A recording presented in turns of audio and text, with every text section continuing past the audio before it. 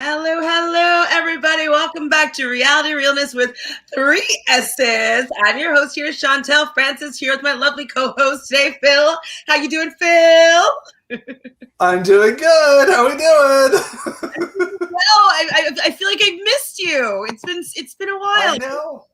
It's been a It's while. been too long. Too long, and like I haven't talked about Drag Race in too long, and so now we're doing 2 episodes. Sorry.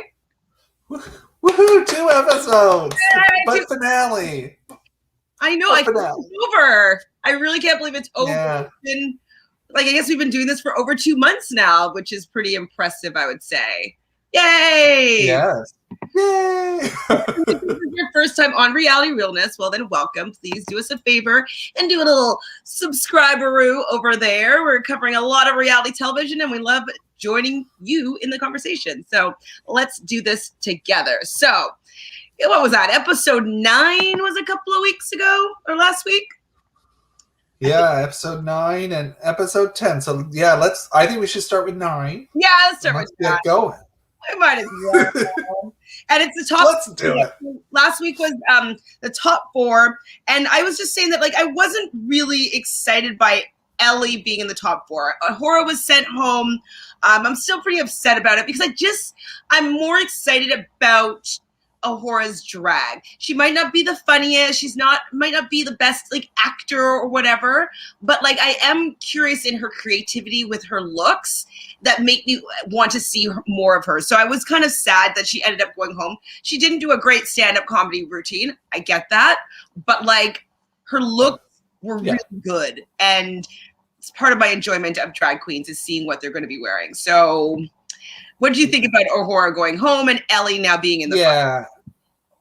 I thought the thing that was the biggest shame, I think, about Ahura going was the last 2 outfits that she wore on the runway may have been the 2 best outfits that anybody's worn on the runway. That blue number from a couple weeks ago was amazing. That was the outfit of the season, was that blue one that she made.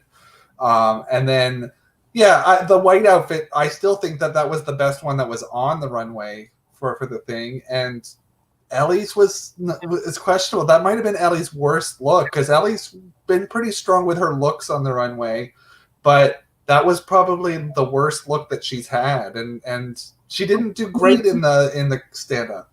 I don't even remember what that look was. Yeah, it was this white mini skirts. Oh, and she was fluffy. No, that wasn't the candy plunger. That was a different week, right? That was a different week, yeah. I don't really remember, but she always has those little short skirts that kind of flare out a little bit. That's her aesthetic to me, with big poof hair. Her makeup is great, Ellie's. She looks put together and it looks good, but I'm not excited by her looks. It's just kind of a pretty Barbie doll, but I'm not inspired. And so, I mean, she's 21, she's super young, so it's impressive that she was able to still stay and become part of the final 4. I was just hoping that Ahura would have stayed. Lawrence is still pissed with Ellie about the order that she created the previous week in the comedy challenge. Do you think that Lawrence really has legs to stand on here? Why do you think she's taking it further? It's done now. She stayed in it. Yeah, I think that's part of Lawrence's what we've gotten to know about Lawrence's insecurities in himself and stuff, and I think he feels like Ellie was out to get him personally, and I don't think that was the case. I think it was Ellie was given an ability, knew that she was the one that needed this advantage to look good, and did it. The truth is, Lawrence, the one thing that Lawrence has for him is comedy and personality, right? Those 2 things. This was the challenge for Lawrence. Lawrence shouldn't have been scared about going up against anybody. Mm-hmm. Especially when Rue laughs at anything Lawrence does on the runway. You're so great. So, what was funny there? Who loves the humor of Lawrence Cheney. Lawrence did have a good line, though, even though it was quite bitchy. He's like, it didn't get you a badge, now did it? Was it worth it? And I was like, that's true, though, because I think that part of it, I agree with you with Lawrence's insecurities and whatnot, but I think that Lawrence thinks of Ellie as a young child or like a younger brother, and I think that he felt like he was being duped, and like it's like his younger brother that he didn't expect that from kind of went and stabbed him in the back. So I think that it was actually an emotional response of somebody that he thought was his friend and his younger brother. And definitely.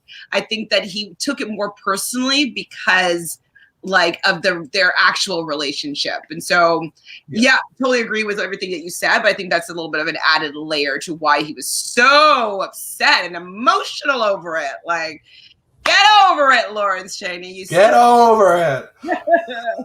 So it's 3 badges that Lawrence has won, 3 badges that Bimini has won, 1 badge for Tace, and 0 for Ellie. And so it seems a little bit unbalanced there. I would have hoped, well, I guess there's not that many more badges to give out, but I wouldn't have minded Tace and Ellie having at least a couple more each. Just feel as though they were super strong. How many did Ahura have? 2? 2 badges that she went out on. And that's another real reason why I felt that she should have stayed. Like, she had 2 wins. She was the best of the week twice. Ellie was never the best.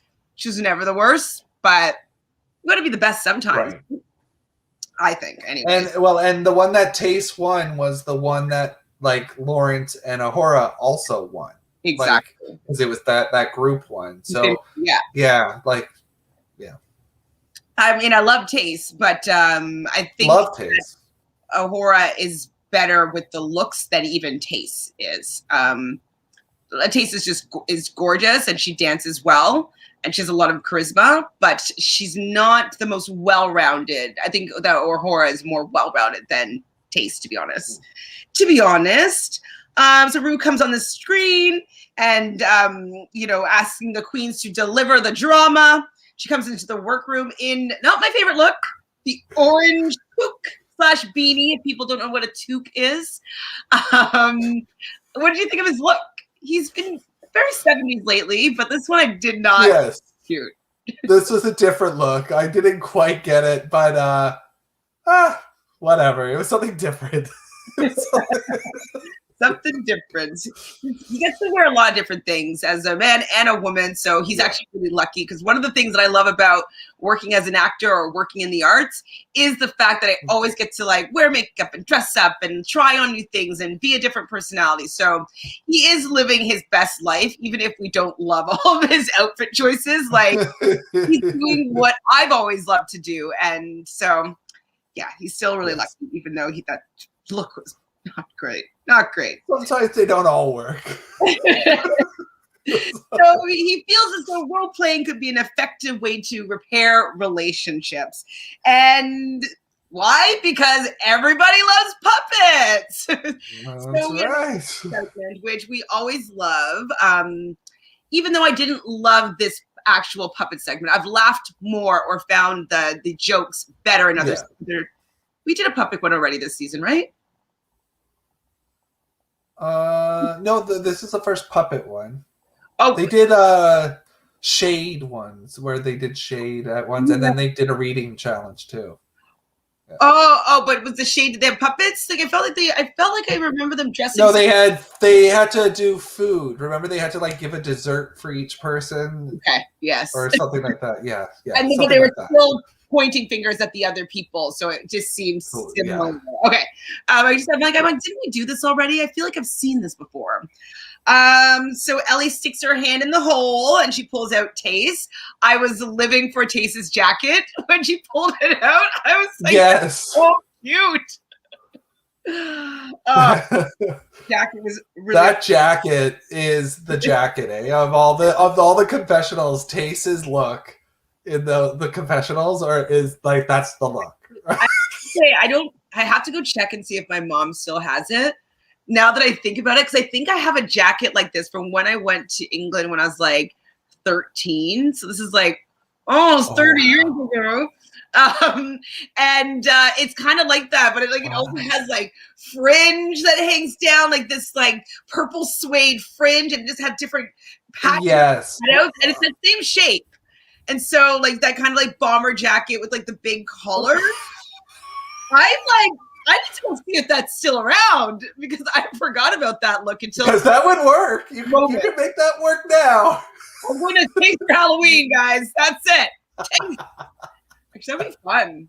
People wouldn't know who I was, but like, that'd be a fun outfit to do. What I'm tasting. Oh, wow. So Lawrence gets Ellie Diamond. Obviously, it looks like Ellie Diamond with the pink backwards baseball cap. Like, I just think it's so cute to personify these puppets, and it's so distinctly these queens. Like, so good. Oh, Lawrence has another little dig at Ellie, saying it make it light and funny and stupid, just like Ellie. I'm like, oh man, I don't know if Rue's watching these back and seeing that you're being kind of mean to Miss Ellie. I don't know if she would like that. He pulls out Bimini's. And did I say everybody? Who did Bimini get? Bimini got Lawrence, didn't she? Yes, Bimini got Lawrence. So they have 20 minutes to drag up their little puppets.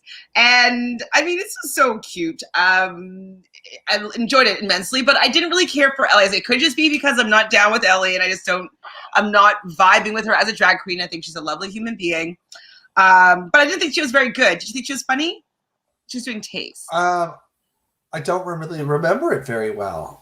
So no. My favorite part was that she was wearing the scouring pad outfit, though. Yes, that was a good.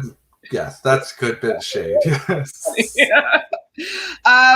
So Lawrence, I didn't really write down much for the little act, but said something by Ellie and that she's just bitter or something, and she threw the puppet away.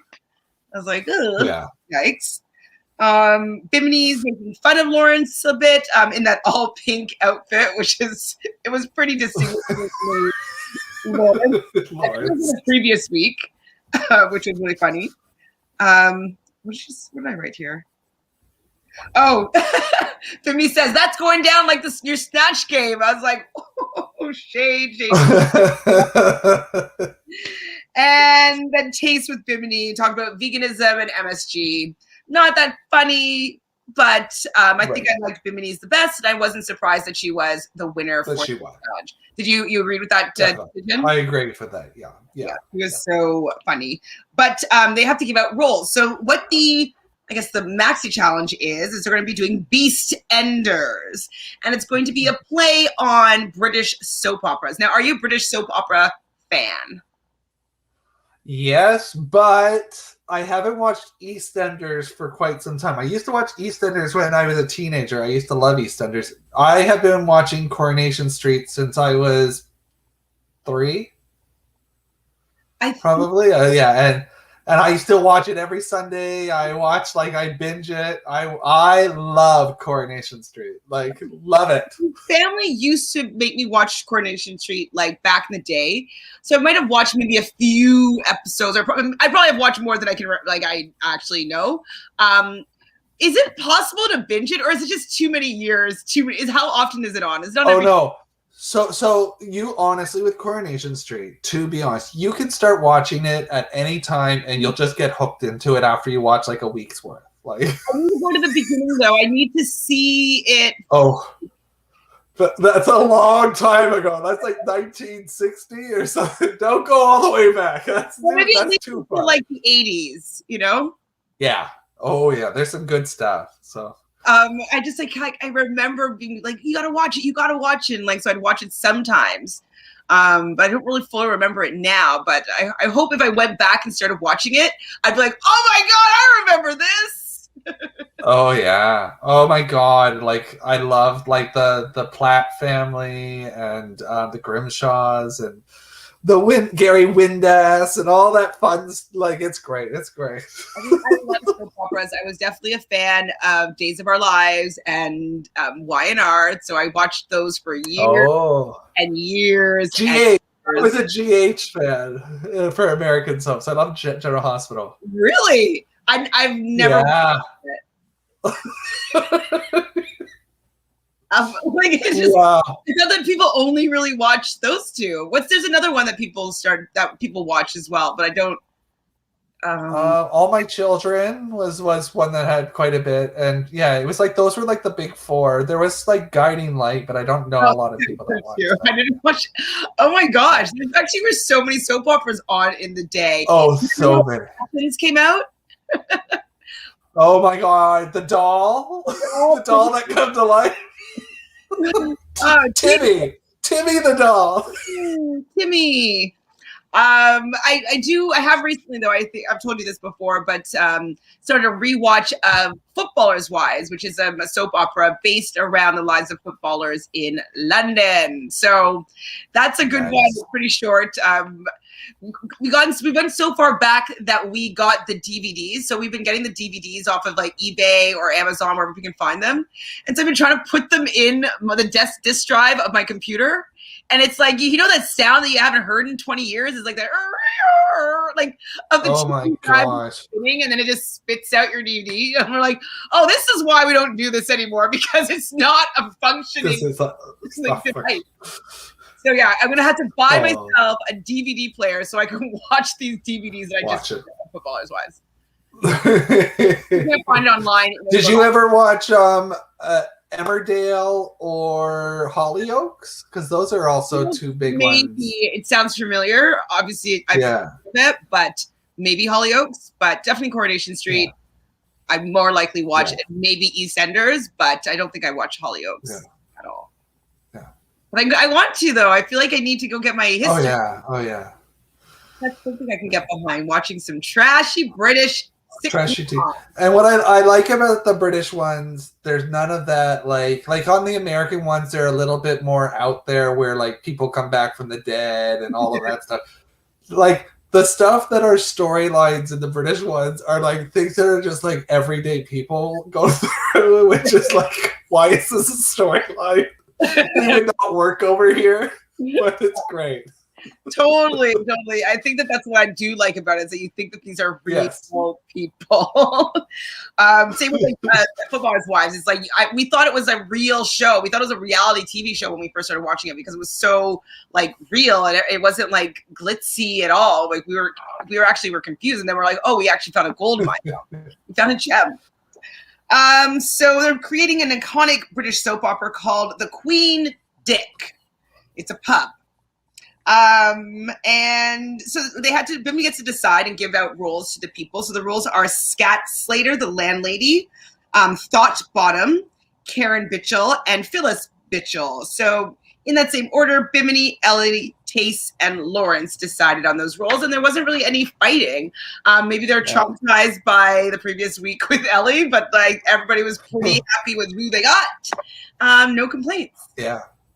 And I think they picked the right people. Yeah. I do too. Yeah.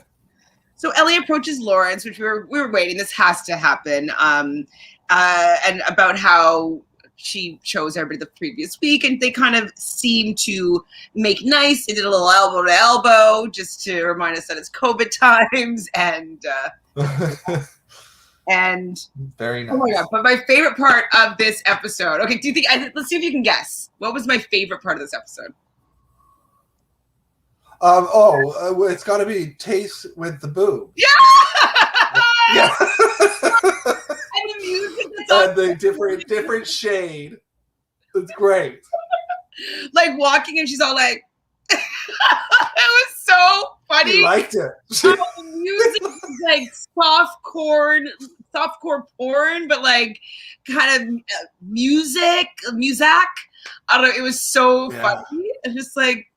It looks at the boobs. I'm so happy that you figured it out. You got that. So the siren comes off, and Natalie Cassidy from EastEnders pops on the screen, and she's going to give a masterclass in soap acting. Were you familiar with Natalie? I've seen her character. I wouldn't have known her name. I'm not a giant EastEnders fan anymore, So, but she's been on it for a while, from what I know. So, You should go back and watch because I wasn't familiar with her, but they all were, which is super fun. Yes. So I mean, I can imagine like being a drag queen and like, wait, you didn't watch Susan Lucci. Susan Lucci pops up. I'm like, I don't watch that. But, Yeah. but it's Okay, right. Come on. Yes, exactly. What was the name of Heather Locklear? No. Was that her name? No. What if she popped up from Melrose? Was that her name? Heather Locklear from Melrose Place. Yes. Because she used to be in soaps as well, other soaps. So I don't remember what she was in though. And then she's also married to David E. Kelly. That's true.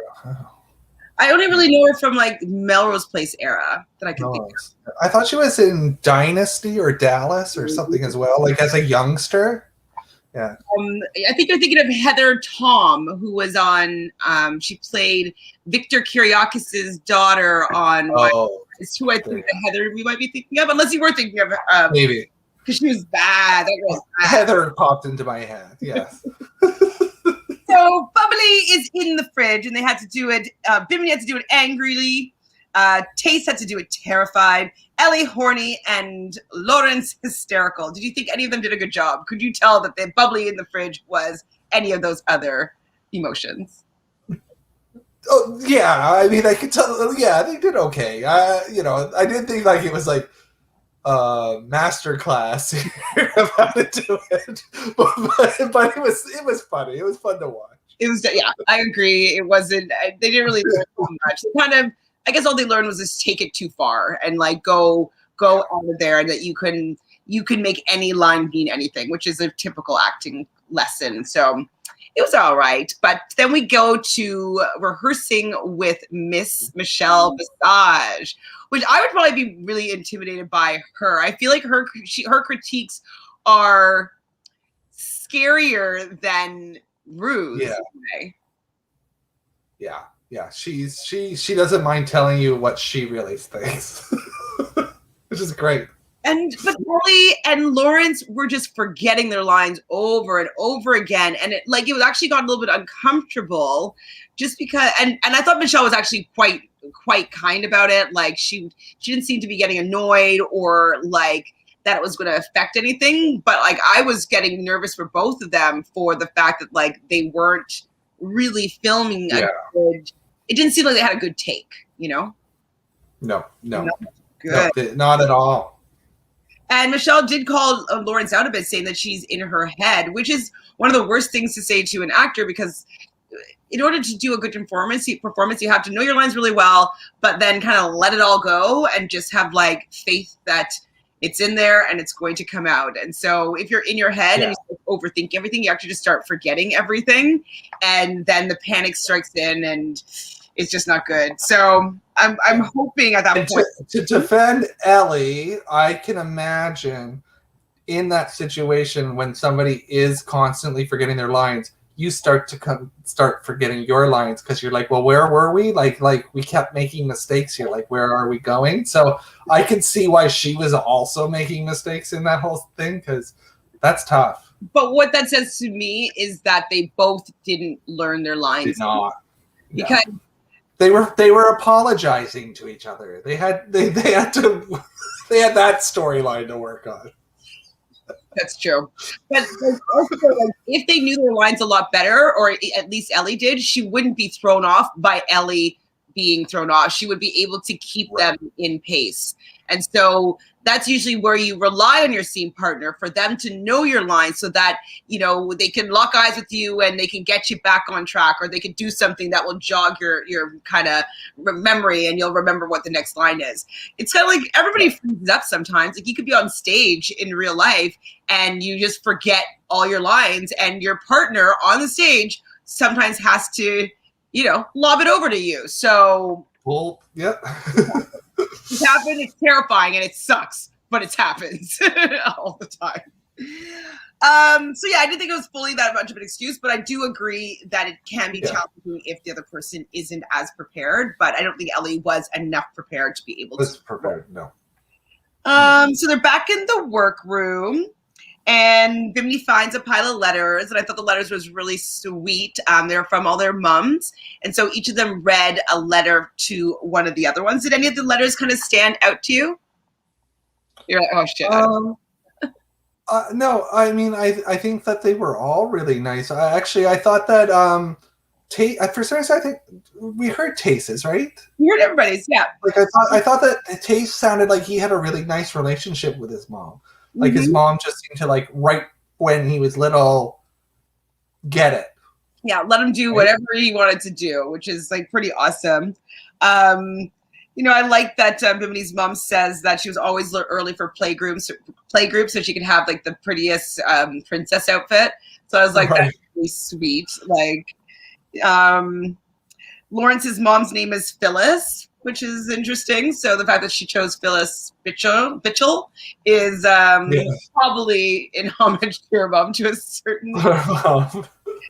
And you know, Ellie starts to cry because like his mom, she says his mom is like his best friend, and like, you know, she really supports him, and that she always kind of let him dress up and be himself. So I thought it was really a nice moment to have them like brought back into people that seemingly have been supporting them on this journey. So it was a nice moment, I thought, nice. And I think they all need an emotional release too.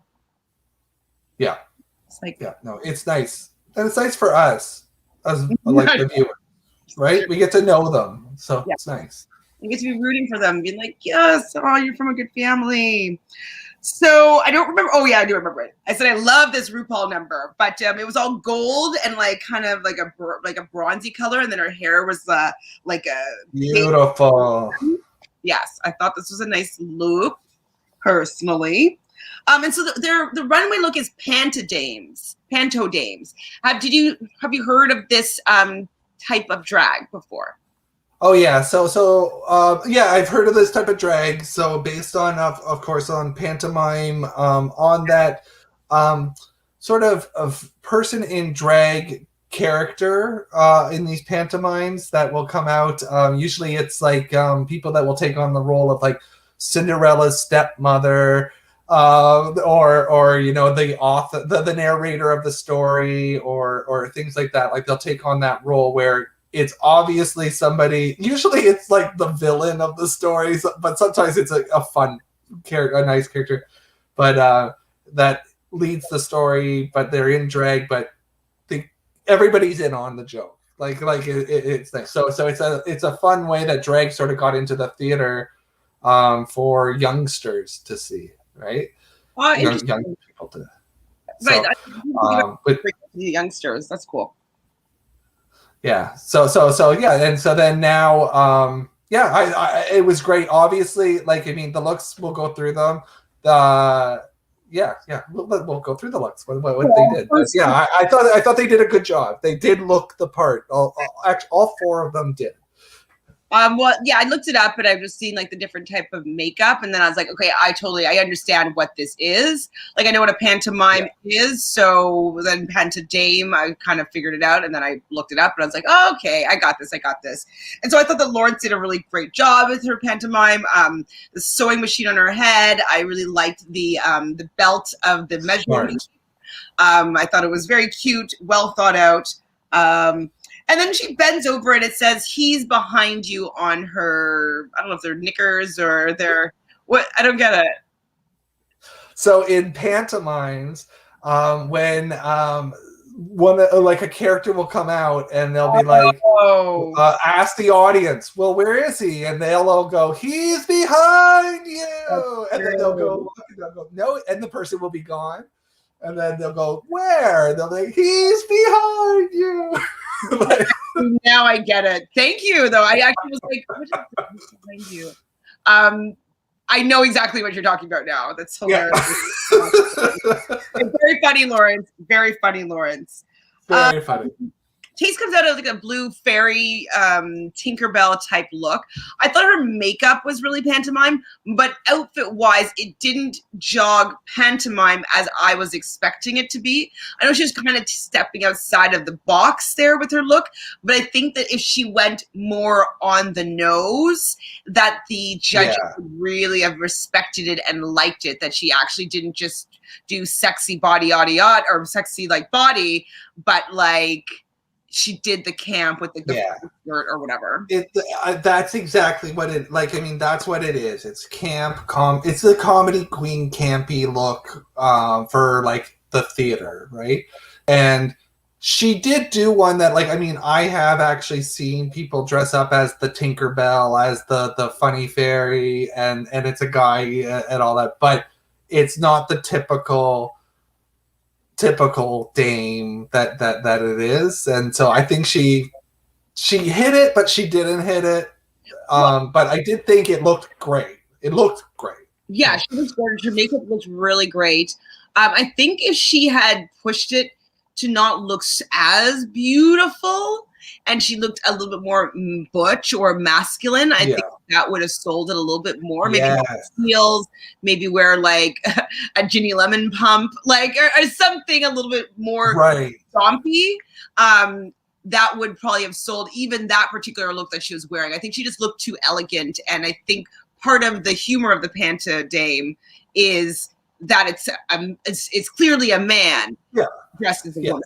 Yes. So and everybody is in on the joke, like, and including the character is in on the joke, like they know. So I mean, I wanted her to do better, but I just wish that she just thought of that, you know, thought of it a little bit more butch. They would have eaten it up if she did that. They would have been so excited for her, which they were with Bimini. So she's wearing this huge big baby doll dress, and she had the similar joke as Lawrence, but her behind you on the bum, which was, so now I get it totally.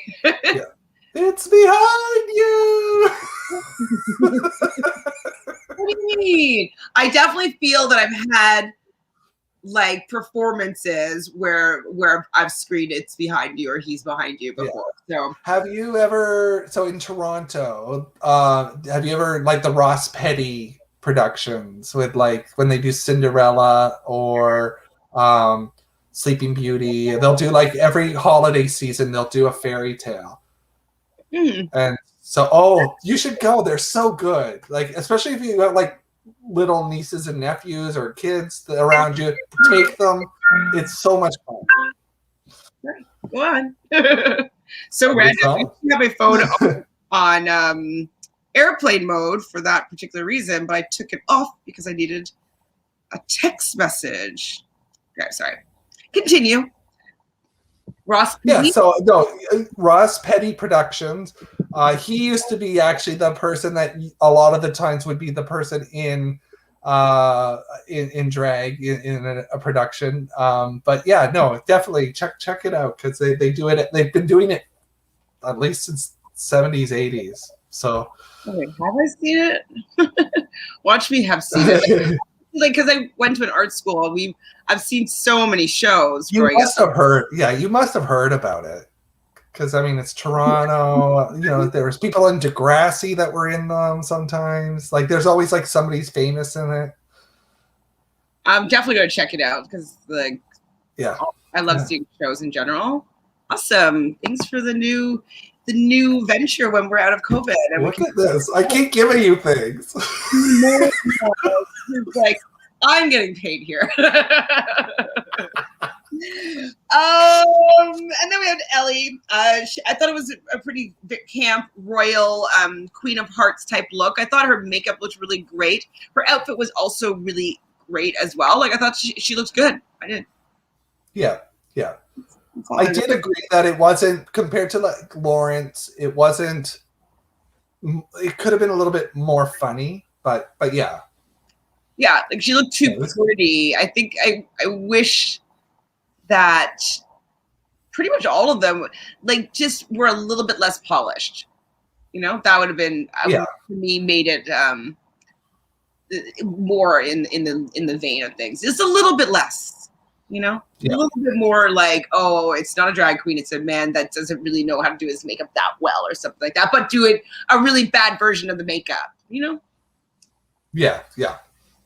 Okay, so how did you find whatchamacallit, the actual scene? So they show the actual scene, or the EastEnders, Beastenders, Queen Dick pub. Like, I didn't laugh at all.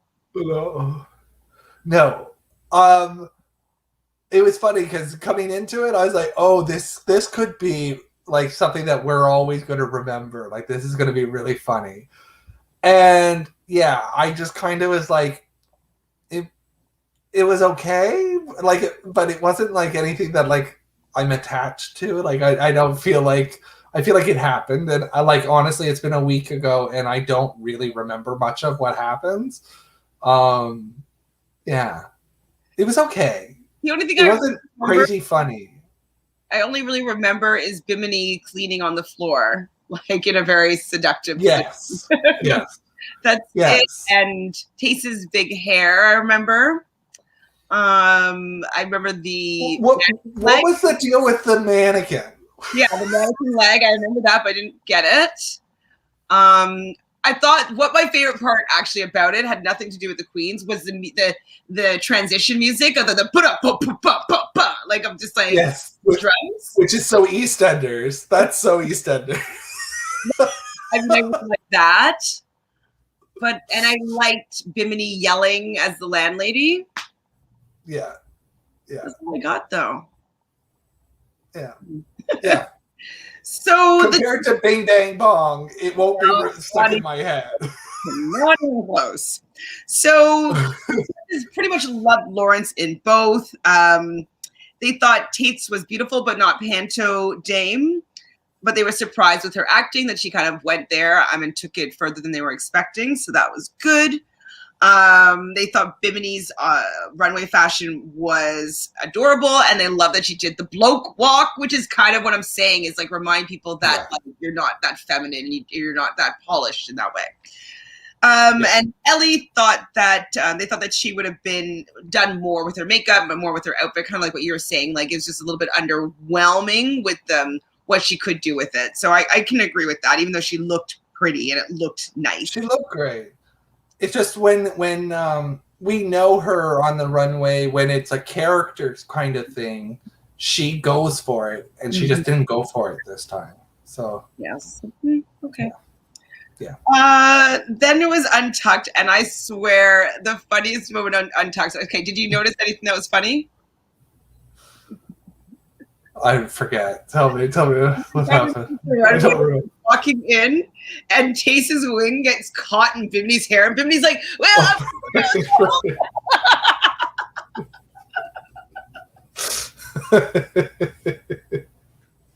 So I laughed. Oh, it was really funny.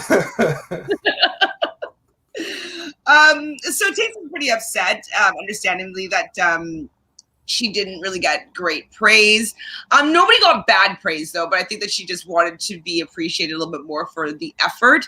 But I understood where the judges were coming from, especially compared to how people adapted the looks, the other three. So did you think that Taste was in the right to be upset? Yeah. Well, no. I think, she just got the challenge wrong a little bit, and I don't think she realized it at that moment. She looked she looked amazing. She did look great. And it's tough. This is a tough top four in some ways. I knew that Ellie would be in the bottom. I think Taste was probably third, because Lawrence's runway did push Lawrence up a bit. And they were all okay in the challenge, because there wasn't really anybody that was awful in the challenge. I did feel like Bimini was great in the challenge compared to the other three. But yeah, so yeah. I wasn't surprised who the bottom two were. I actually, even though Lawrence has been grating on my nerves a bit, he didn't deserve to be in the bottom two for this episode. So no. Well, but Taste does read them a little bit for the fact that she was upset that Michelle didn't call them out for not knowing their lines, which is interesting because like I think that if they wanted to paint the story that Laura should be in the bottom, they would have brought that up. But they didn't want to paint that story, so they didn't even mention that there was any problems with line learning. No. That was not part of the critiques, which I thought was really interesting. So Ellie, though, does blame Lawrence for this. And I still don't think it's really fair, though. You should be able to hold your own in a scene. I know it's distracting, but you have to be the glue. Oh, yeah. You have to. 100%. So I really liked Ellie's makeup. I wrote here, I don't know why. I guess it was just pretty. I think I like the lips. Sparkly lips. Yeah. She's great with makeup. So, yeah, she is actually, especially for someone so young. They go back to the main stage, and no surprise, Bimini wins her 4th badge. Woo! Woo! That's good. And, like, it's, like, 4 since the COVID break. So, like, towards, like, I mean, this is a huge 4. This is, like, the last 5 or 6 weeks, right? That's pretty impressive that she's just won out every single week, basically. It's like her. I don't think it has Lawrence won one since COVID came back. She won the group challenge. Yeah, but like Bimini's won 3 other ones other than that since they've been back from COVID. That's I think very impressive. Very impressive. Okay, so the bottom 2, as we could pretty much tell, was going to be Case lip syncing for her 4th time, and Ellie Diamond. No real surprise. Yeah. I didn't think they were going to put Lawrence in the bottom, just like you said, for her performance this week. So it made sense to me. Made sense. Yep. Do you know the group steps? They're singing the lip sync song is Last Thing on My Mind. I've never heard that song. I didn't really know the song. I know steps. They've got some camp songs. They're I think they were pre S Club 7, and then it was S Club 7. I think like they were like the music group then. So I know that one of them was named H, was named the letter H. But yeah, and I know that they did a cover of Tragedy by the Bee Gees, which was probably their biggest song, with Tragedy. Oh, I love that song. Yeah. Yeah. Okay. And it was actually, their version was pretty good. It was kind of fun. Yeah, it was a good number. I didn't really know who should go and who. I didn't feel like anybody was overly great or overly bad. I just felt it was a simple song. I totally agree. It wasn't a song where you could be like, whoa, wow. It didn't have so many like big moments where they can do a big trick and it would be nice and dramatic. So I wasn't really sure who was going to win here because nobody really stood in front of the other enough to be like, whoa, no, definitely Chase or definitely Ellie here. Hold on. What's happening here, Ron? Hi, Ron. Claire from South Big Brother and the producers always made her perform the dance from Tragedy. Which celebrity? I've seen a lot of those. Maybe I just forgotten. Oh my God, I wish I could do the dance. Like Tragedy. I know it's like oh Ron, you're like, I'm living for this right now. I definitely have to. Hold on. Let me see. What's your name? Claire from Steps. Big Brother. I don't remember this season, so I must know. I feel like I watched a lot of them. Her. Oh, I did watch this one. What season was it? Season 11 with Heidi Montag and Rylan. Oh. Hold on, let me just see who else was on this because I definitely watched the one with Heidi and Spencer. Claire Riches was on it. Also, who else? Rylan. That's right. Rylan, and then I don't remember everybody else. I remember Jillian, the actress. Wow. Okay. Do you know what? I almost remember now her doing the dance. Hold on, let's see. Tragedy dance. Maybe we'll just watch it right now. By steps. Oh my god. Oh, I love it. That's great. Amazing. If we can find that little. Okay. Hold up. We have to. Breaking news. Okay. I mean, hopefully it's good. Oh my god, yes, I do remember this. Okay, hold on. Okay. The gift that keeps on giving. Yes, Rhode Island 1, season 11. Yes, Spidey. Oh, yeah. Well, because they were on it like twice, and both times were train wrecks. Anything they go on is train wrecks. I mean, I don't mind them because they're just so ridiculous. But they know how to make a story. Oh, here we go. I got more of a dance track.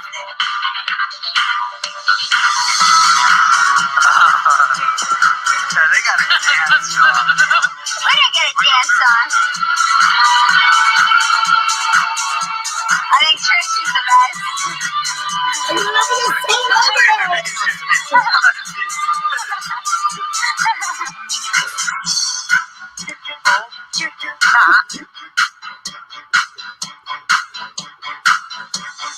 Here I lie in a lost and lonely part of town. Held and bound in a world of tears I slowly drown. Going home, I just can't breathe.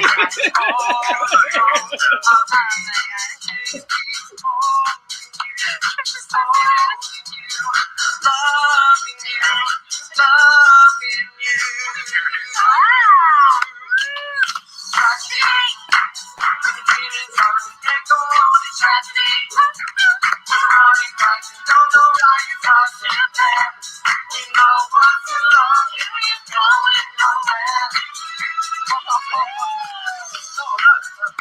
Love it.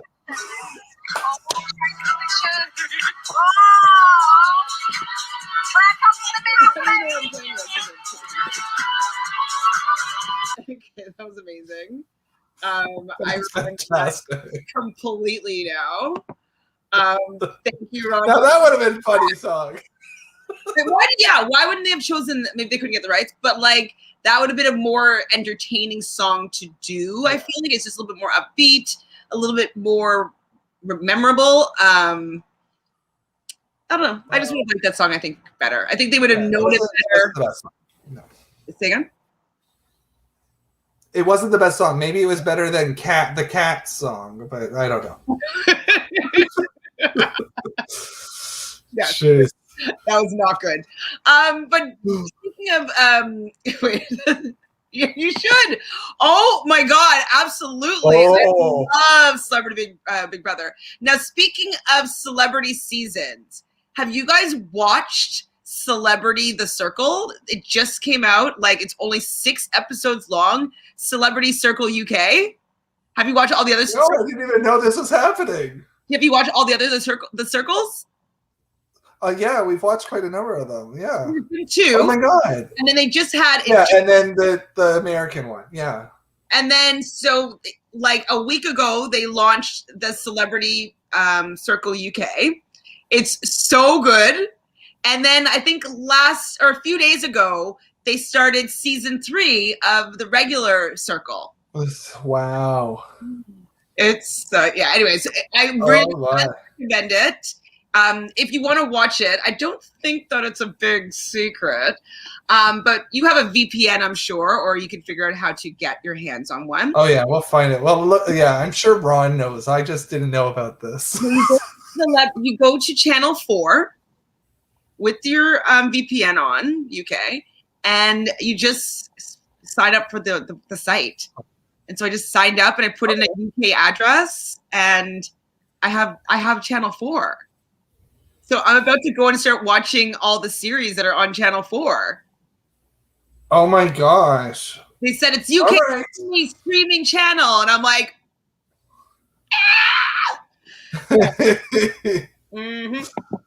Love it. Yes, Baga is on Celebrity Circle. Yeah, so Ron, go to Channel 4 and put in a UK address and postal code. You will have immediate access to Channel 4. I watched all the Celebrity Circle on it, and I haven't dived into all the other stuff yet, but I'm going to watch the regular Circle on there as well. There you go, Ron. Yes. There you go. Baga is amazing. Well, I know what our new show that we're watching is, because if Baga's on it, then we're watching it for sure. Watch it in a day, though. It's only 6 episodes. Okay, perfect. Good. So your Saturday is done now. Saturday afternoon's over. Or it's Friday night. Okay, so Taste gets a Chantele, you stay, and gives the blows kisses to Ellie, and then goes and stands beside Bimini, which I thought was really interesting. I know she's better friends with Bimini, but I just was like, oh, okay, you're going to stand beside Bimini. Okie dokie. Leave Lawrence on the other side by herself. And then Ru says, Ellie, Diamond, Chantele, you also stay. Were you surprised by it being a double Chantele? Yes. Yes, because I don't know if, like, it's tough. It's so weird. There's like 2 really strong front runners here, and then Taste, I keep thinking as a strong person in it, but I keep forgetting that she's lip sync so much. And then Ellie is just like, her story is she just can't get over that and win, right? Like what she needs to do to win, and she didn't do it. So I was like, yeah, I think she's going this time. So I'm shocked. I think it should have been a final 3 probably, but I think so. Optically, I don't think it would be great to have the only other Queen of Color not be part of the finale, at least, even if she's not going to win. Especially since Estina was let go super early. Tia Coffee a little bit later, but anybody, I think those are the only 3 people of color that was on this season, unless I'm forgetting somebody. And so it's nice to have representation of multiple ethnicities in the finale. And I think that was going to be one reason why I think Taste was going to be in the finale for sure. And probably why it had to be a double stay. Because, losing 4 times or being the bottom 4 times and having to lip sync. Yeah. No, it should be, the 4 times should be and gone, So I think it's a little bit of that, that she wanted to have a Queen of Color from the UK in the top 3. Yeah. And I do think she deserves to be there in general. I did too, yeah. But this week, though, was her 4th time in the bottom. So I could understand why she would have been let go if that were the case. But I do think that they wanted to have colorful queens in the finals. So Final 4. So this is episode 10, the finale episode. We hear some voiceovers. Bimini's like, I came here and I fought my way to the top and I might actually win this thing. And I'm like, Bimini, you really could. She, I feel, has had the best arc. We talked about arc for sure, but hers, like, we thought she was going home. We thought that, like, week 2, a little bit better, but if she could last another week, we would be shocked. And week 3 started to turn a Luke. And when she came back, as we've already mentioned, she really, really, really figured something out. So I love Bimini. I remember, so the first episode, me and you were just like, I don't get this. Like, we're not sure what this character is, and she doesn't seem ready for this. But then I think you're right. I think it was like episode 3 when she had the blue challenge against Estina, and she came out in that blue outfit. That was like really good. And then we were like, I'm surprised she didn't actually win. And then it just kept growing. Like, and then the COVID, she was the one who left. And with COVID, she was like, I'm really going to change what I'm doing because I need to, and step it up. And then she stepped it up. Stepped it up, absolutely. Ellie Diamond's voiceover is, she's a little unknown Ellie from Dundee, Scotland, and is coming for the crown in the grand finale. I mean, someone must have written that for her because I just don't think that she's going to win. Does she think that? I don't know if she thinks that. I think she hopes that. She's young, so she might think that. But I think she seems aware of herself enough that she knows that it would be a lot to get to that way, and that like she'd really have to hit it out of the park. So, not to use baseball. Oh, baseball. Because what do I know about baseball? You know, the baseball is that didn't J-Lo and A-Rod break up? Like, it's like, oh, I know about baseball. Flash. Okay, I'm not even gonna lie though. I do have some trophies. I did play softball when I was younger, and we won some like finales. So at my mom's house, I have an eclectic group of trophies. So some was baseball, some was soccer, and then ballet are all my trophies. Love it. So random. Oh, and a little bit I have some like medals for gymnastics with like soccer. Like I did sports. What did I like? As soon as I didn't have to play sports, so because I was a dance major, I was allowed to use dance as my elective for gym all the time. So I never had to take gym from I think grade 4 on.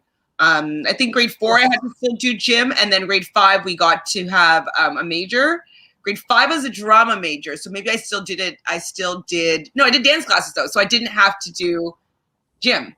So no PE, definitely after grade 4, maybe even after grade 5. Wow.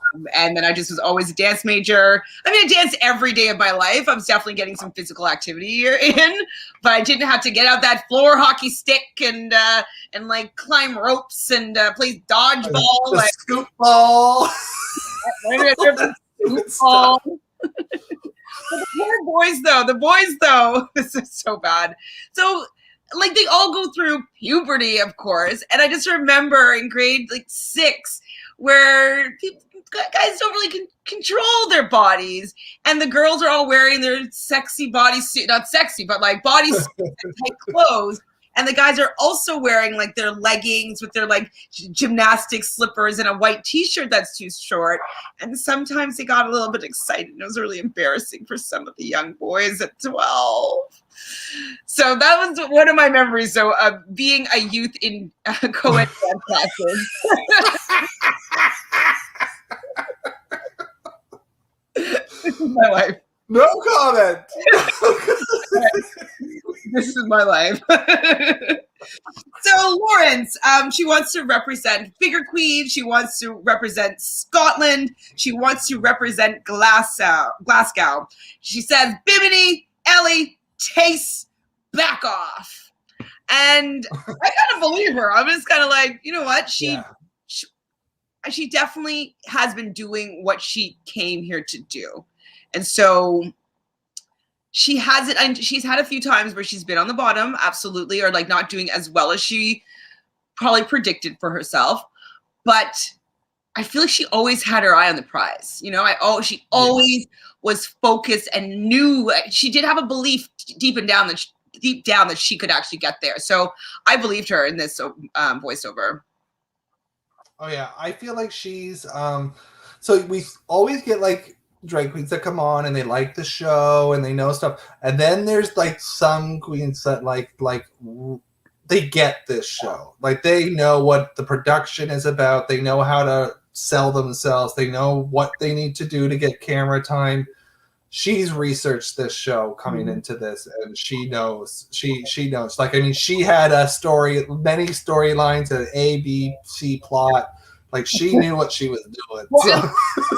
On this, like, episode 2, we're like, okay, she's planting the seeds of one of the storylines being the bully. Storylines, yeah. The growth. She didn't ever want to take off her makeup to be in boy drag because, like, you know, she put regular boy, and you know she wanted to keep her makeup on. I think that was part of like her growth story that she's probably kind of steadily playing in there. So for somebody that's 23 years old, she did a lot of research on how to do well in this competition, and it definitely has paid off.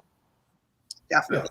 Yeah. And I'm sure a lot of the stories, I'm not saying that the stories she did were like not true. Mm-hmm. I do think like a lot of it is she knew how to take her stories and exaggerate them the way that they need to be done for the camera and the show to pick up on them and go, this is the character we want to help build. Well, that's kind of like what I've learned with auditioning for like Big Brother and stuff like that, is what they seem to want from you is you but exaggerated, or like a version of yourself. So like if you're kind of showing like, unlucky in love or something like that, like they really want you to play up the unlucky in love storyline, and all your stories need to relate to this unlucky in love storyline. So he really understood creating a storyline for himself with true facts, but using it as a way to propel himself as a character throughout the season. I haven't noticed this yet, so I'll tell you when I notice something about this episode. And Ron also has baseball and soccer trophies. They're not mine, but I have them. Did you buy them at a garage sale? He stole them off kids. Did Ron play tag? Did Ron play? Pardon? What was that? Did Ron play tagged on Wednesday? Yes, he did, but we're not talking about it because he didn't last very long. Oh no! But did they know who he was? Some of them knew who he was. He did really good. He dressed up for it and everything, but it wasn't his night. Well, Ron, if I were playing, I wouldn't have voted you out, okay? You would have stayed. You would have made an alliance and got to the end. Future game. You're like, okay, change the topic. And then we have who's going to come out on top? This Welsh dragon. I love her bits. Loved it. She's great. She's just so entertaining. So yeah, I liked I like that there's 2 Scottish queens. I think that's wonderful. But one country, like a part of the UK that doesn't get talked about a lot is Wales. And I thought that Taste did a really good job of every so often putting that in there, which was great. I was looking for you. We would have ruled the school. I would have loved to play, but Wednesday's honestly my busiest reality realness day, because I first watched Big Brother Canada, record a reality realness, watch the challenge, record the challenge. So basically from 7 till about 12:30 a.m. I'm kind of tied up. So it might loosen up. You said the next tag is going to be on another day of the week. Fridays, they don't generally have anything going on. So much better for me. Well, look, Scotland, Wales, and England. We're all there. Yes, damn it. Phil, that was my note. Oh, yes, he stole it. I beat you. And so he talks about a little bit the double save, and like there was blood on the runway, and he just slapped it up. I just love him. Love it. So they talked about Bimini or Taste being 4 times in the bottom. Also that Bimini has 4 repeater badges, and that Ellie has no wins in the final 4. That's right. You're definitely interesting stats to hold here. But Lawrence finally decides to eat a little bit of humble pie and say to Ellie that she's glad that she is there. Why do you think that she decided to come around here?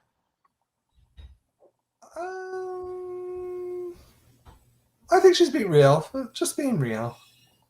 I think she's glad. I mean, I think she does care about Ellie. I just don't know if she necessarily thinks Ellie is on her level. Yeah. That's it.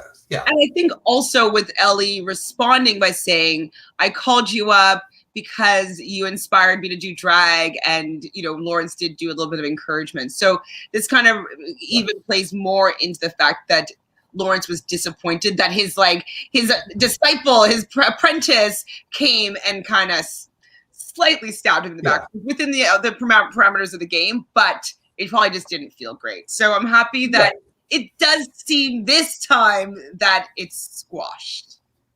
It's squashed. Yeah. Seemed squashed. Well, they're gonna have to work together, so they better squash it. Right. Please squash it.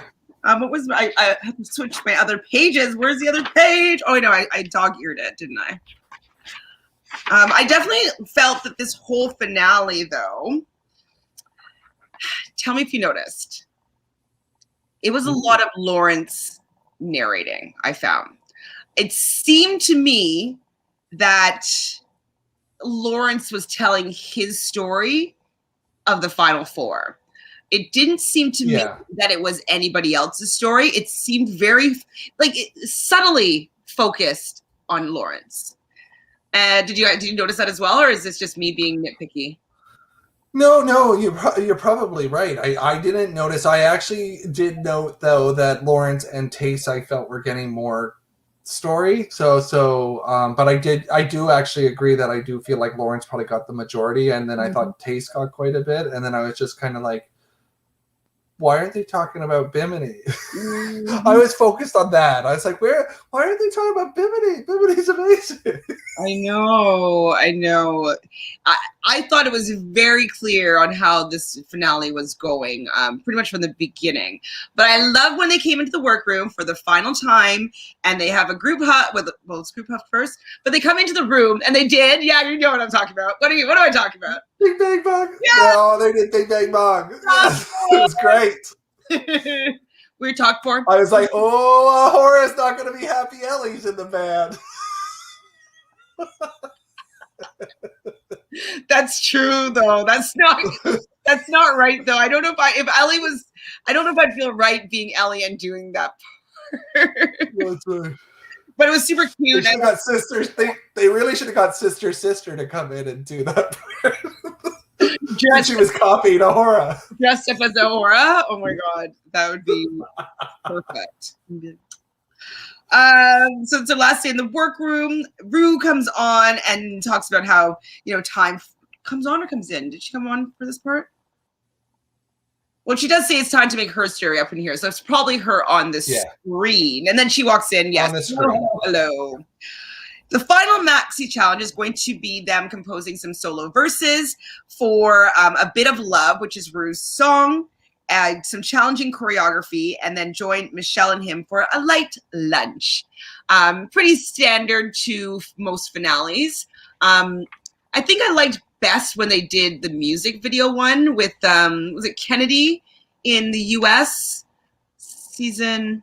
Yeah. Which season? For the finale number, which one? The Hey Kitty Girl? Yes. All Stars 3. Yeah. I loved seeing all the queens doing their. I guess it was All Stars, so it has to be a little more like bam, wow. But I loved every queen having their backup dancers, and they had their whole set for their whole number area. And so there's a lot of focus on them and them being able to shine. I thought we could have gone a little bit more outside of the box. I know it's COVID time, so they probably had limited resources or people that would be able to help facilitate this. But I did feel in general that it was a bit underwhelming production-wise for this song and dance. Just putting it out there. So this is for UK's next Drag Race Superstar. So they start writing their raps, and Ellie kind of starts dissing them, saying they're all coming unraveled. And I thought that Lawrence was being a little bit harsh here, being like, "Well, why are you being mean to us?" Was that constructive? Hey, yeah. I think, he didn't want that to be part of the.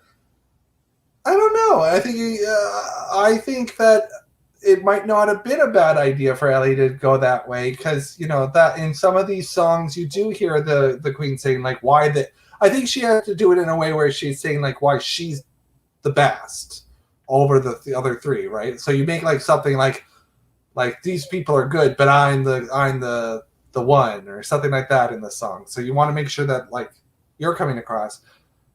Because that's happened in other Final Four productions where they've said the other people's names, and they're but there's only one, there's me, and it's you have to be sassy. His reasoning was because it's called A Little Bit of Love, and so it was all supposed to be about love and love. Activity. Yeah.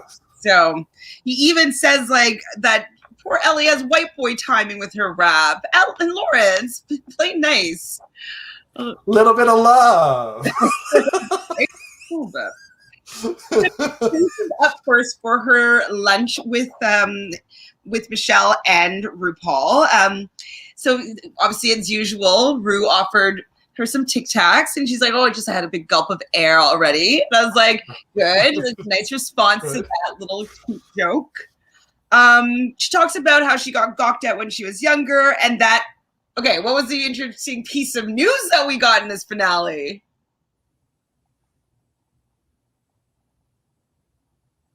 That Taste's father was the drummer in Wham! Oh, in Wham! Isn't that amazing?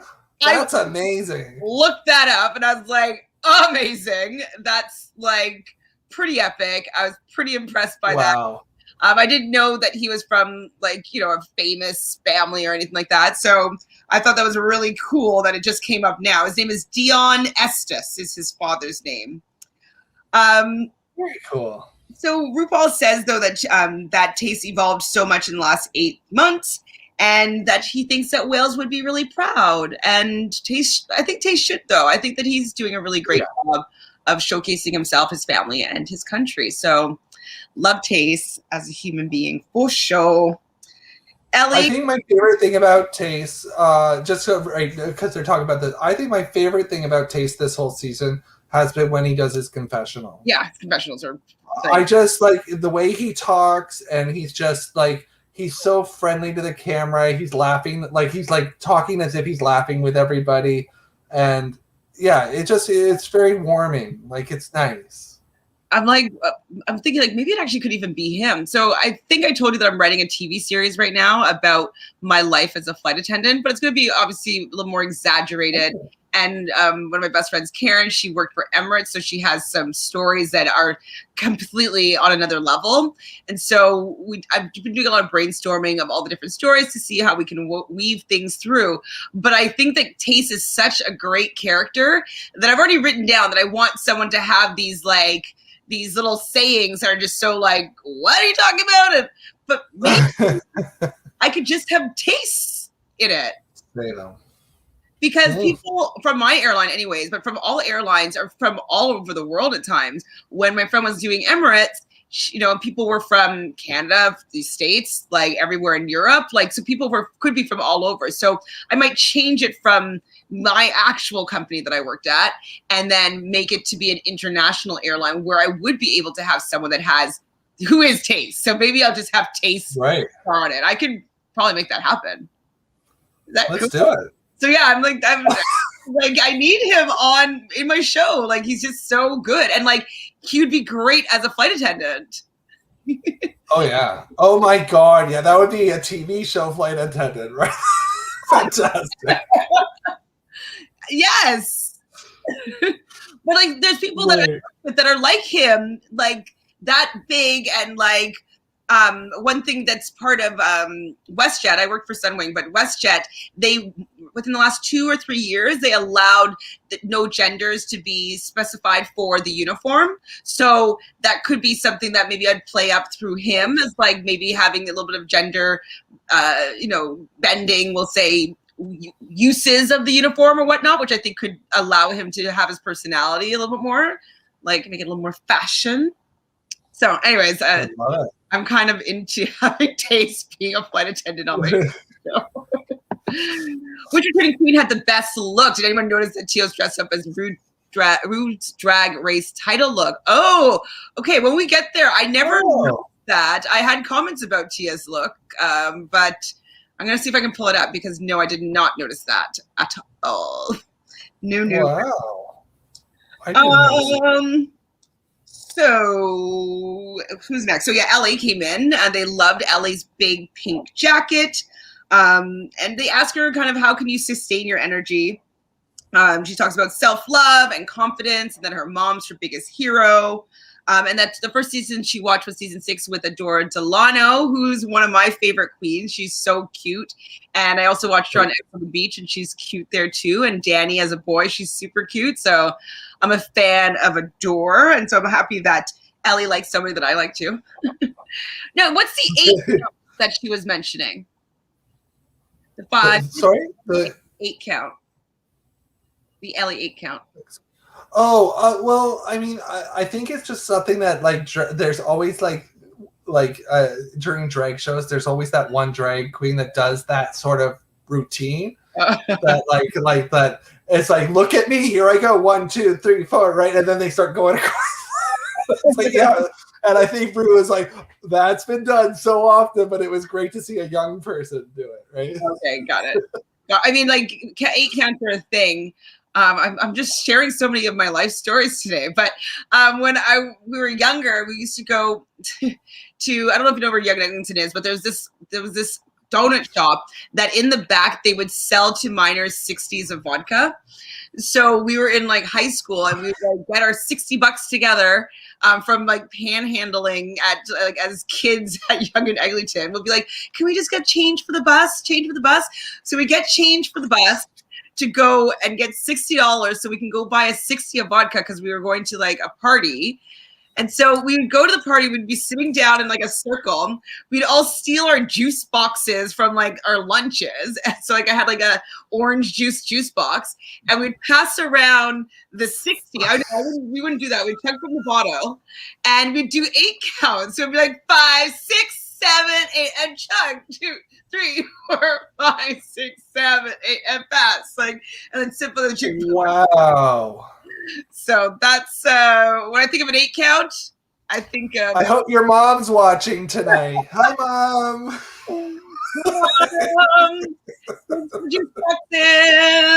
I'm still your favorite now. But, maybe when I was a favorite before high school. After high school, gone. So that's what I think about when I think of an 8 count. They asked him, though, what was his lowest point so far in the competition. And he said when he had to make the order for the comedy show. And Michelle really kind of stood up there and said, like, hey, this is a game on a reality television show. You did what was best for you to move forward. Like, don't take anything that they say seriously. And so I was thinking that she slapped something into him about, like, not letting them make him feel bad about that decision. Yeah. Their drama is their thing. Were putting it back on him. He made the right call. Definitely made the right call. And then Lawrence comes in, and this is where I was starting to be like, oh, they really like this guy. You know, he's like, how old are you? 23? You know, like already starting off with like a compliment about how amazing he is. And then I feel like we heard the most about his story. So like him being from Scotland and, you know, he started off like his mom used to make him capes and they had the joke moment. Like it all started off with a cape, didn't it? And so, you know, Rue's really seeming to engaging with him and enjoying the stories that he's talking about and that he really wanted to just get to be fabulous with a cinch waist and big boobs and big hair. And he really, you know, he wants to represent Glasgow. And it just really seems as though they allowed him to tell the most of his story, is what I thought. Yeah, no, he's definitely very Scotland proud, which is great. Considering it's somebody who has admitted that they were bullied quite a bit, it's nice to hear people that are like, but I want to support where I live. And that's great. They even let him parody. Well, he was talking about how a lot of people parody people from Scotland, including Fast Bastard from Austin Powers, and he did a little bit of impersonation, and Rue found this hilarious. So yes. I thought that he got a lot of camera time here, and I was like, I feel like he's going to do well this episode. Yeah. And then next we had Bimini. She walks in wearing her 4 badges like she should. They say, we didn't see you coming. And she says, I didn't see myself coming, which I thought was pretty interesting. She does tell a little bit of her story. Well, first she said that you want a grower, not a shower, which did make Rupaul laugh, which is a joke that made me laugh. So it was. But the day that they came back from quarantine hiatus was the day that she, like the 9-year anniversary of her best friend's death. And so she used that as like her inciting moment, the catalyst for her to really want to do well in the competition and do better. And we talked about it. Michelle talks about it because when she came back from that competition, she was a different person. Yeah. Yeah. Definitely different. So I thought it was interesting about her that she went to journalism school. Like she went to school for journalism, got her degree, and then was like, you know what, I'm going to just scrap that. I'm going to be a drag queen. And my mother wasn't too pleased. Oh, I can wonder why. Like, not. They're probably like, because she mentioned that she was depressed at one point and she overcame a lot of drugs. So probably she was depressed, overcame drugs, and then went to school for journalism. So everybody probably thought that she was on, a straight and narrow path, and she probably started being a vegan at that time, and then just like, wait, no, you're gonna go be a drag queen now and hang out in bars and stuff like that. No. But I'm really happy with where she's come in her drag so far, she also gets her inspiration from yoga, meditation, and Oprah, which I was happy to hear. I liked in this that they showed her first couple looks, and then like a couple when she came back, and like you can clearly see, like, I mean, the Red Devil one, the jersey, football jersey, like rugby jersey thing, and then you go over to what she's been wearing. Like, I mean, it's night and day. Night and day. She like stepped it up. Anybody that benefited from the COVID was Bimini. Now, this is a thought that I had, I believe, around this moment, at least whenever they showed the flashback to her entrance look, because her entrance look wasn't good either. No. And it was interesting because she likes to show off her body and stuff like that. So was that the chaps look? I can't remember exactly what it was, but it wasn't. Yeah, it was that pink. Yeah. And I'm wondering if part of her strategy was to not come out too strong, so she had a lot more room to grow. Do you think that might have crossed your mind? I don't know. I feel like I think she became a different person after going. Like, I think she went into it with what she had, and if the show didn't have this break, I don't know if we'd be seeing Bimini necessarily in the end, because I don't know if she would have had enough time to change. I think she really got a lot out of the other queens, and she internalized it in a positive way. Like, she really found a way to like go, wow, these queens are really amazing. They're showing me some stuff that I wasn't thinking, and then enhanced her character. Like, she really put work into, like, not just her clothes. Like, she put work into who she is as a Bimini, which, wow. Yeah, no, I do agree with the fact that she did have a glow up, and maybe she was like, she worked on some of the outfits while she had that time, like what we wanted Tia Coffee to have done while she was home, is like work on some of those looks. So maybe she did do that. But I was just wondering, because like it's just such a drastic difference. Such a drastic difference. Yeah. So I'm wondering maybe if it was a little bit calculated. Maybe there could have been. There could have been. I'm okay with it. Just I'm wondering if you thought that too. So we have Jay Revell as the choreographer, and they get two handsome backup dancers. Lauren's commentary. That's what I wrote down. Lauren's commentary again. And so he was talking a lot about him not being able to catch the choreography, and that he's fatter, which is fat and shattered. It's just like a lot of him not picking up the choreography well, a lot of him kind of down on himself. When he had his alone time with Jay, he didn't excel that well. And then you see Bimini go out there and like, I want to do some tricks, and she goes into the splits and does her little headstands and like all tricks, and she just seems to be having so much ease. And you see like Lauren's just struggling to picking up the simple choreography. So I was like, are we telling and you see Tate's going, I'm going over there, and then she's like over here. She's like doing all stuff. She definitely was like, I want some attention over here, please.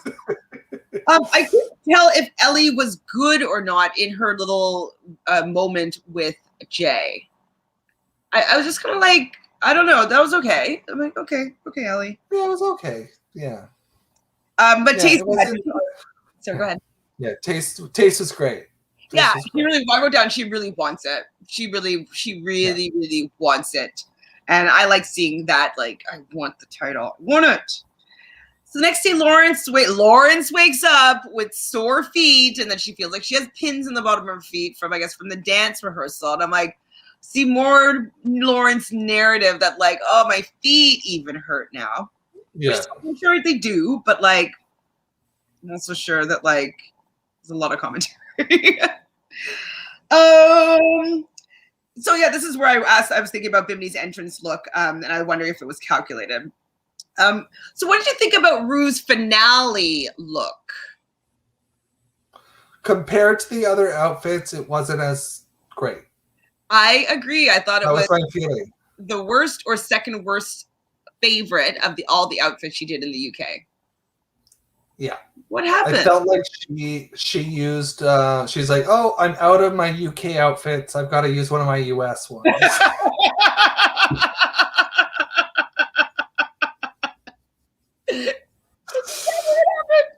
That's exactly. I think that's what happened.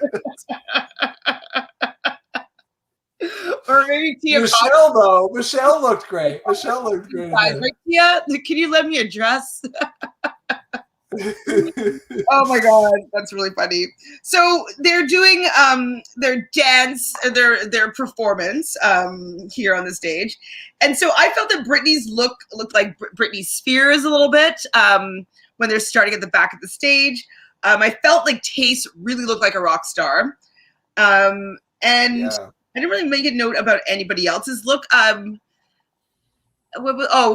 Lawrence looked okay. But it didn't really feel like I liked seeing the style of Tace's, like this like rock star with this mullet, but she's gorgeous and like body. Yeah. Bimini's was okay. It was a little bit messy and not as polished as I would have liked it. And I don't remember Ellie's at all. I kind of remember Lawrence's. So that's really indicative of something. But I thought it was awesome that the eliminated queens, they actually joined them for the final chorus at the back of the stage. So I thought that was great. So I guess they all just stayed in quarantine, or how'd that work? Or they come back for the last 2 weeks quarantine and come on the show? I think they must have checked to make sure that they were okay, because I don't think that they were there. Because that would have been like, I don't know. Maybe they were quarantined that whole time. That would have been crazy, though. They couldn't have been. I don't think they were quarantined for that long. They must have just come for the last 2 weeks in quarantine then, I guess. Quarantine, yeah. But I was surprised to see Veronica and Ginny Lemon were both part of that. So even after Ruth threw some shade with that yellow wig, still invited her to come back for the finale, which I thought was Yeah, and I did kind of feel like I'm gonna say, like, because I like I like Ginny Lemon, but I did feel like she was kind of acting up, and I was kind of like, well, if you didn't want to be here, like I don't know, I just got that vibe. Like I was like, well, like it's nice that they brought you, so why don't we like enjoy it? Yeah. And she just kept to be, I don't know, like it was, I don't know. I know she wanted to make it a moment of her leaving the show, but like that wasn't the moment for me. Like that wasn't the greatest moment of the show. Like I thought it's a moment, but it's not one of the great ones. So. But what a great moment was when Bimini walked out in that bridal couture outfit. I actually gasped. Wow. I was like, audible gasp. I wish that someone recorded my reaction because I thought she was stunning. And her makeup was great. She just looks so pretty. So beautiful.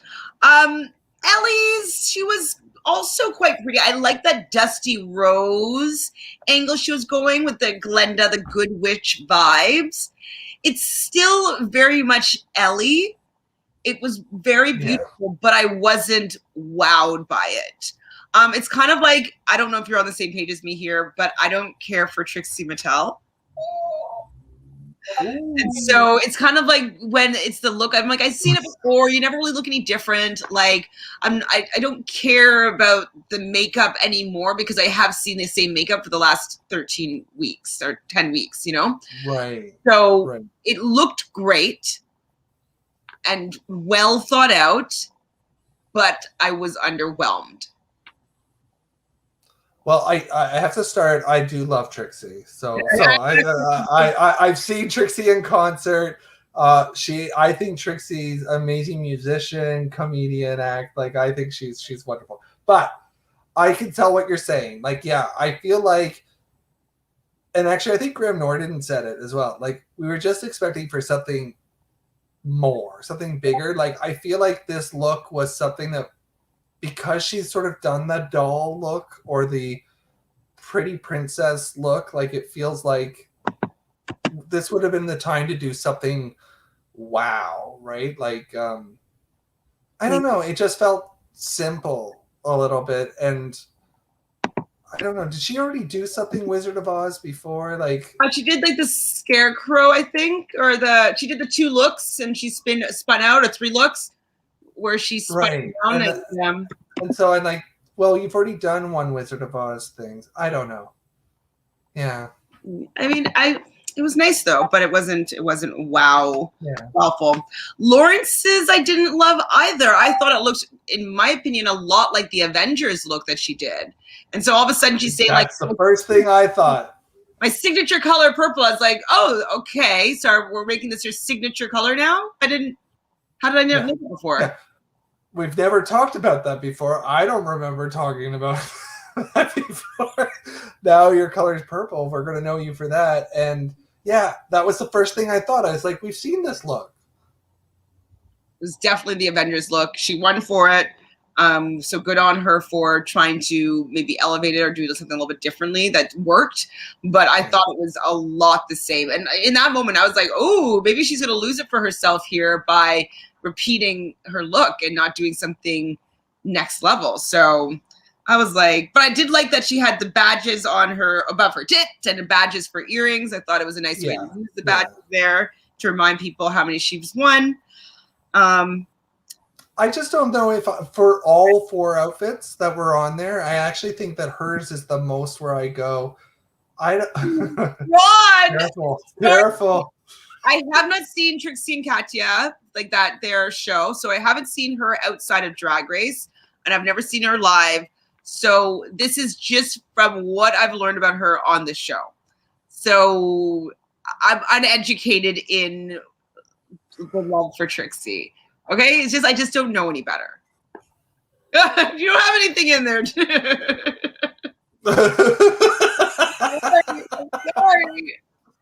I'll do better. I'll see if I like her after this. But send all your complaints to Reality Real.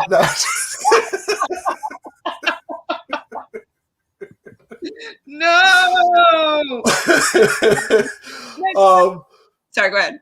Yeah, for Final 4, I just thought that I was like, that was what she chose for Final 4, like for the last look. Like, it just, I don't know. It wasn't my favorite. I wonder if something else happened. Like maybe she outgrew her other outfit that she was going to wear for the finale. I just didn't understand that being the look that she wanted to like get the crown in. You know, it just wasn't like, it wasn't wow. I wasn't wowed by it. It was just it seemed the same. And then last was Taste, was kind of a Naomi Campbell thing. But I really wanted a gown. She kind of did another with some feathery hair stuff hanging in places. Looked stunning, but I wanted a gown. Yeah, a gown where like her one leg is out or something like that. Because like, I mean, she's got great legs, right? And and she still could have done the feathers and all of that. But yeah, something a little bit more. Yeah. It was just a cat suit with like embellishments on it. I really just wanted to see her looking like not even a princess, but just looking just like magic in like a gown. I wanted to gasp when Bimini came out with that gown, you know? So I was disappointed in her actual look, and I was like, okay, well, she's not winning for sure because that look isn't it. From those dresses, I thought that Bimini has to win this, but from the narrative, I was like, it's going to be Lawrence. They seem to be trying to make this story make sense, especially with having her little soundbite, like my signature color, because they must have known that people were going to be like, isn't she already wear that? Yeah. Yeah. Mm-hmm. Yeah, I don't know. So their final critiques. So they loved Bimini's look. She went from slutty football player to slutty bride. Totally agree with that. For the looks and the challenge wins, like I'm like Bimini was so great this season. I thought she had a really good story personally, and her progression of looks, obviously, as we talked about already, is fabulous. Yeah, she went from. I'll be honest. From the very first episode, I would have said if I put the queens in order of who I would want to see live, I would probably put Bimini towards the bottom, and going to the point where now I'm like, I want to see Bimini live. I want to see her perform because she's like, I think she's amazing. So me too. I like you would never know what she's going to do, which is great. That's what I love about a queen. So yeah, I definitely maybe we should find a show to go to. Maybe once COVID's over, she'll come to Canada. Canada. So live on site. Live on site? Is that what you said? Reality Realness live on site. Oh my God. Imagine like, guys, we're here backstage with Bimini Bamboozle. Like, this is me holding the camera, sorry. That would be so fun though. I kind of maybe you have to put that out there. Maybe it will happen.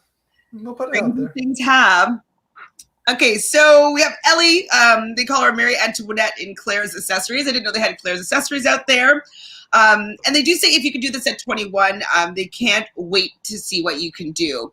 When they said that, I was like, okay, she's not winning for sure, because it kind of was like, this is the best that you can do for right now. You're not getting the title. We think that you're going to do great in the rest of your life, but you're not winning this competition. That's what I took away from it. Yeah, and I actually got out of it, in my opinion, I would say of all the queens on this season, she's got a very likely chance of being on in an all-star season. Mm-hmm. Agreed. I do think that, because I think she'll have a lot of growth behind her after a couple of years, right? Like in being out in public more. I think she's gonna develop herself into a character. Absolutely. And she starts working in clubs and stuff like that, she's gonna start seeing other queens that are inspiring and whatnot. So yeah, I can see her growing in 3, 4, 5 years. Like she's gonna be definitely, and the looks will be amazing. Right? Like I know they will. Yeah. Definitely excited to see her growth.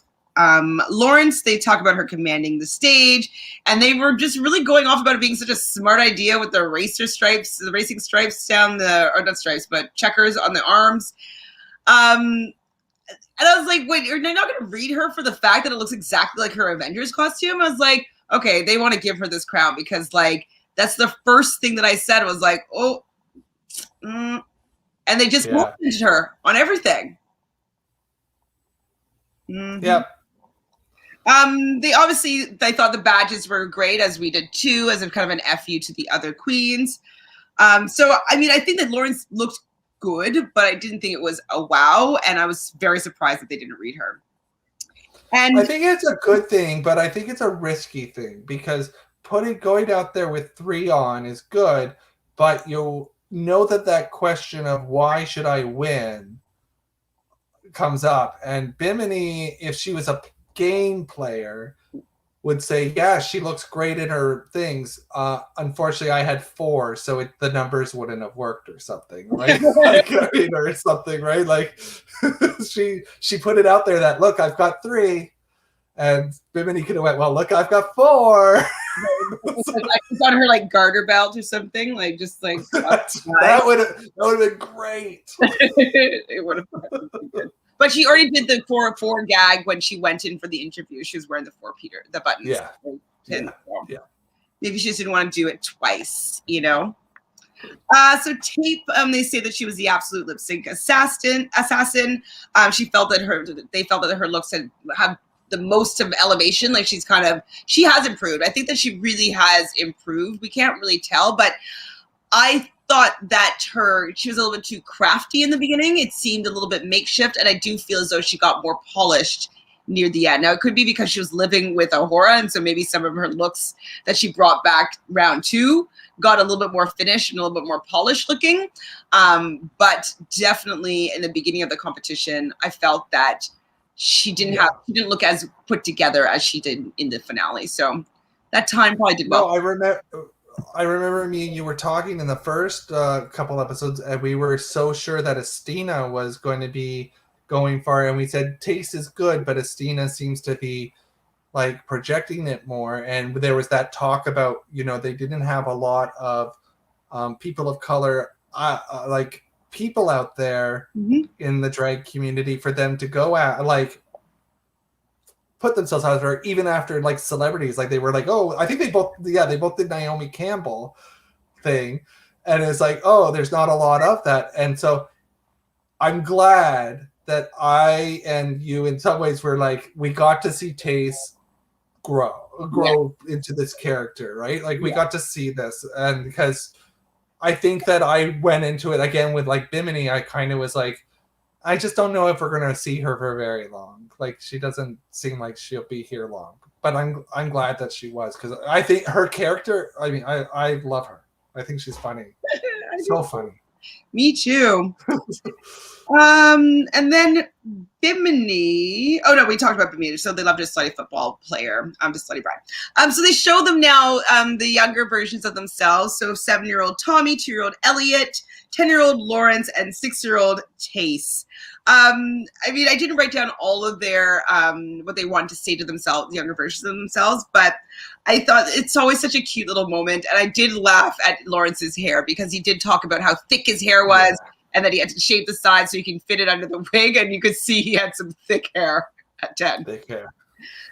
He looked like a British kid. He looked like one of the like those boarding school British kids, like just in uniform. It's like, that's England. Oh, I didn't know that Tace's name was actually Tace, which is cool. Yeah. Like, I thought it was just a drag name, and it was a real name. So Elliot as Ellie, I was like, oh, I'm like, with 2 T's, 1 T, how many T's?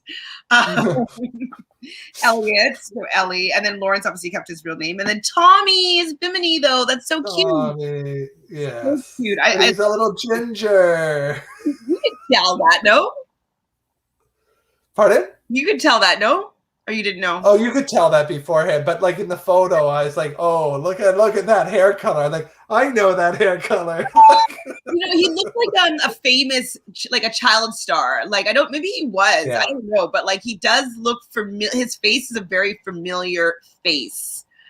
Oh my God, yes, that was so awesome. Hi, Paul. So Paul says Tace's mom and dad are so cool for letting him wear a wig and all that. Absolutely. I mean, his father is singing with Wham, so I'm sure eccentric children, he was going to be expecting to have one, at least one, and they said that there's 4 of them. So, but yeah, it definitely is really nice to know that that was embraced and encouraged as opposed to squashed, you know?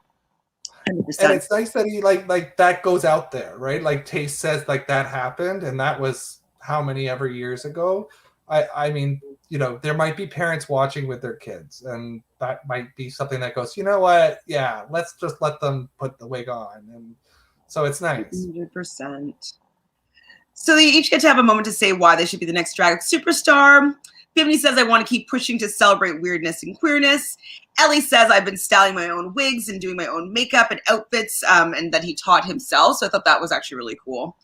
And that he never had to lip sync except for last week, which he slayed. Okay, just throw that out there, huh, Ellie?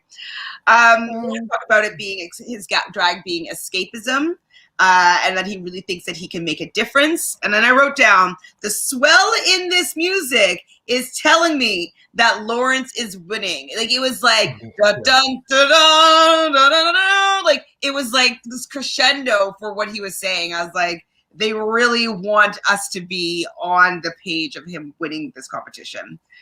And then Lovely Taste is like, she wants to, never wants to let bullying dim anybody's light, and that she wants to put beans on toast with butter and ketchup on the map, which is pretty good. I'm not going to lie. I like that at the taste. And then she wants to go around performing around the world, performing her tits off. So yes, you want to perform your tits off. Maybe those Bimini bamboozles. Yeah, I was going to say, I think he's going to be using Bimini's boo. So we go to Untucked, and all the other queens, the previous eliminated queens, are back there. And I was really happy to see that. I don't remember who made the joke, but it's like, what's her name? Veronica, did you have rat bite fever? No, it was Lawrence that said. Lawrence, yeah. And so you say that they really wanted to see her in this competition, so that he was really sorry that she wasn't there. I was like, okay. Sherry asked what their gags were. They kind of talked a little bit what the gags were, but they didn't really talk that much about it. What else did I write down? Ginny said that she's a win it. I don't even want to describe what that is because that's super gross. They learned that diamonds aren't a girl's best friend from Ellie sabotaging the other queens at the order. Right. Order. I wrote down, is Tia Coffee even wearing lashes? Tia. Ahura does confront Ellie a little bit, but then she takes ownership for the fact that it was her performance that didn't do well. It really didn't have anything to do with Ellie, so she kind of in a Ahura type way apologized for her being upset with how she felt. Yeah. And then they have a little cheers, and they say, "To us." So back to the main stage. They talk about Ellie being that she came back or Bimini coming back with a vengeance. Ellie saying that she has, they're saying that she has a lot of yin, not a lot of yang. Lawrence, that there's been up and downs, but he's just so endearing. And he's just, he has a fully formed character. I was like, fully formed character. Okay. And remember what the prize is. Also, like, it's this TV show, and like, I'm like, this is what they want. So exactly. And then Tace is that they talk about them falling in love with her more and more. She's not. Wait, what did I say? Great at playing other people. She is great at playing other people, but not necessarily great at playing herself. So I feel as though with those final critique comments, they really only painted Lawrence in kind of perfection all around. Like, they kind of had like this, but this. So she's great, but she's yin, no yang. She came back with a vengeance, so she had to come back from somewhere. Like, they noticed they're pointing out some of their maybe negative traits. And so I was like, yeah, Lawrence is going to be winning this. All the girls come back to do their little runway. They definitely didn't spend much time on this. I felt like we could have taken a look at their looks a little bit more. What did you think about what did you think about them standing at the back and putting the smaller people in the front row on the ground? Like, did you notice how tiny some of the smaller people looked? And then like Tia Coffee's in the back. And she's like, people always do that. I'm like, always like, the tall people stand on the ground, the short people stand on the back riser. Like, that's just how you do it. Have you never been in a friggin' choir? Tall people stand on the ground. So Sherry comes. No, I didn't notice it though, actually. So I didn't answer your question. I'm going to go back though and take a peek for sure, because like I would have loved to. So Cherry Valentine comes out in a beautiful sequin red dress. I thought she looked great. Astita in a black and white Cruella de Vil type look. I thought she also looked great. Ginny does the little gag that you were talking about, where she runs past and then she kind of runs back. And then she kind of comes out like jokey, laughy, and smiley. But I don't think her, and I love her, but I love Ginny Lemon, but I thought that her look was like, I don't get what you're doing. Like, why come back and do it this way? Like, you could have looked really good. Like, when she left, she looked good. Like, yeah.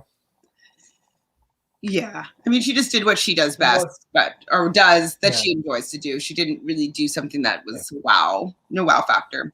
Veronica Green was a superhero with a green mask. And my friend said that she called herself, let me just find the name here. Hold on. She calls herself Captain COVID is what the name of her look is. I want to show you. For her.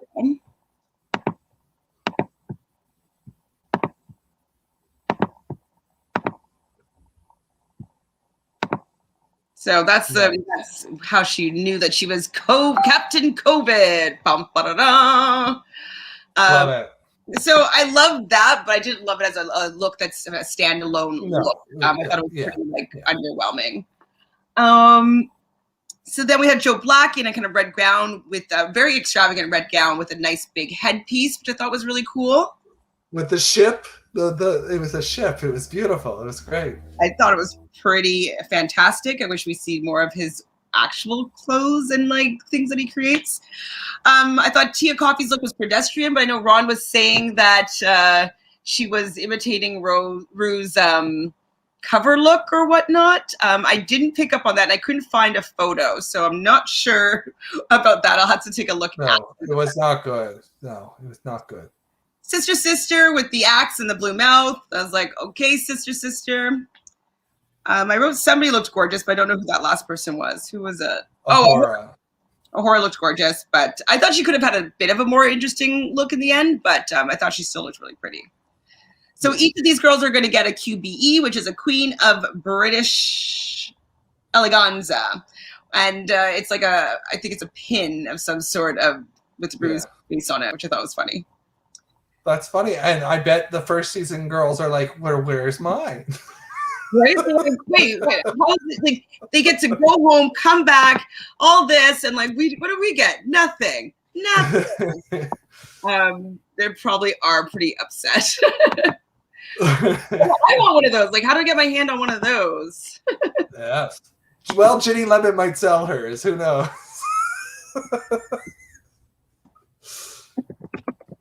Sorry, 1 second. I have my league game for Catan right now, and it's at 7, and they're just like messaging me already. I'm just like, oh my god, hold on 1 second. Oh, everybody's freaking. 2 minutes.